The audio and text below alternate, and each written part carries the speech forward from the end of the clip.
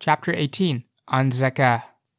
When you have money on which zakah is payable, be aware of when it falls due, define its quantity, separate it from the rest, give it willingly, and intend it to be solely for the sake of God.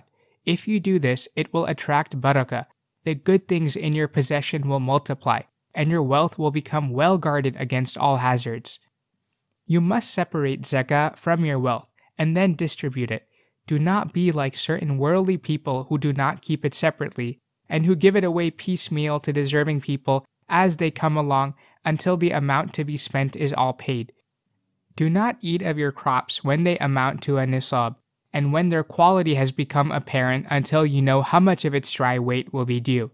If you want to eat from certain specific trees, then you should calculate only that which will be due from them.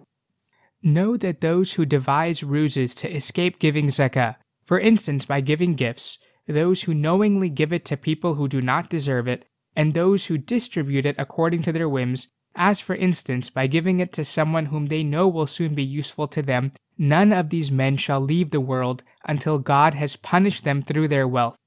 As God says, "Such is the torment from God in this world, and most surely the torment of the hereafter is far greater, if only they who disbelieve could now know."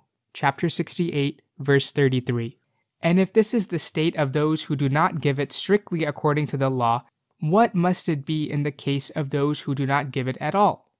As God says, "Those are they who purchase error at the price of guidance, so their commerce does not prosper, neither are they guided."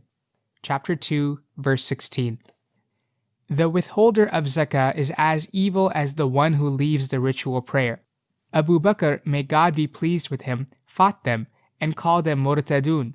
You must give zakatul fitr at the end of Ramadan if you are required to, for yourself and on behalf of all those for whom you provide. Be liberal with charity, especially to needy relatives and people of virtue. Charity is better and brings more reward when given in this way. Give of that which you like best and which is dear to you, so that you may attain to virtue. God the Exalted has said, "You will not attain to virtue until you spend of that which you love." Chapter 3, verse 92. Put others before yourself even in times of need, and you will become one of the successful. Keep your charity secret, for secret charity extinguishes the Lord's wrath, is 70 times better than public charity, and is safe from the ostentation that ruins deeds.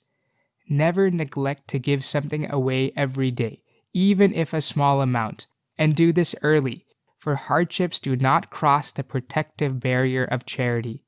Never disappoint a beggar who stands at your door. Give him even as little as a date or less, for he is a gift from God to you. If you find nothing to give, then send him away graciously with kind words and a promise. When you give a needy person something, smile at him and be aware that it is you who are indebted to him, for he accepts a little thing from you for which you receive a reward worth more than the whole world. It has been said that a single morsel of food may bring a reward from God greater than Mount Uhud. Do not let the fear of poverty prevent you from giving charity, for it is the abandonment of charity which brings on poverty. Charity, on the contrary, attracts wealth. If the pursuer of the world gave much charity, it would return to him multiplied. Know that charity has immediate and long-term benefits. It immediately increases provision, lengthens life, protects from an evil death, gives bodily health, and puts barakah into wealth. Later on, it will extinguish sins as water extinguishes fire, shade the head of its giver on the day of rising, protect him from punishment, and many other things. As God says, "Only those who repent remember." Chapter 40, verse 13.